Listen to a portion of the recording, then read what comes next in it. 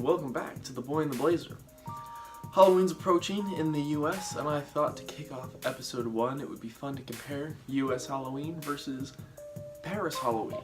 So with the help of my pumpkin, we're gonna do that in episode 1. This is The Boy in the Blazer. Paris, Halloween is generally seen as just a commercial holiday because it is generally American. And so teachers actually use it as a good time to promote the use of English in classrooms because Americans speak English, so you can learn your English that way.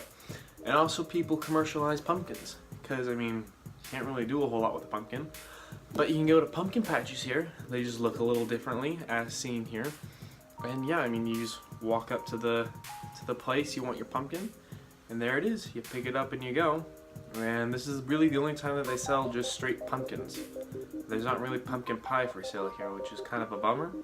But commercializing pumpkins and English speaking. Money's still a big factor of Halloween here, obviously. You don't give your trick-or-treaters rocks and nickels like Charlie Brown.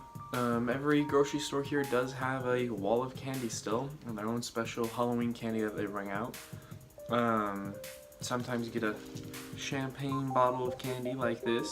Pretty good, won't lie. But yeah, candy's still a huge part of it. The only downside is candy corn is not a thing here.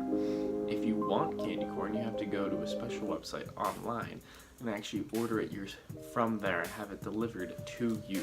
Trick-or-treating here isn't hugely popular, partly because everyone lives in apartment buildings that have codes to get in, so it's a little hard to go from house to house, door to door, ringing doorbells and trick-or-treating for candy. And when you do trick-or-treating, you don't say trick-or-treat, you say des bonbons ou sort, which means treats or mischief. But there are alternatives. I mean, you can set stuff up within your building for trick-or-treaters or the surrounding buildings.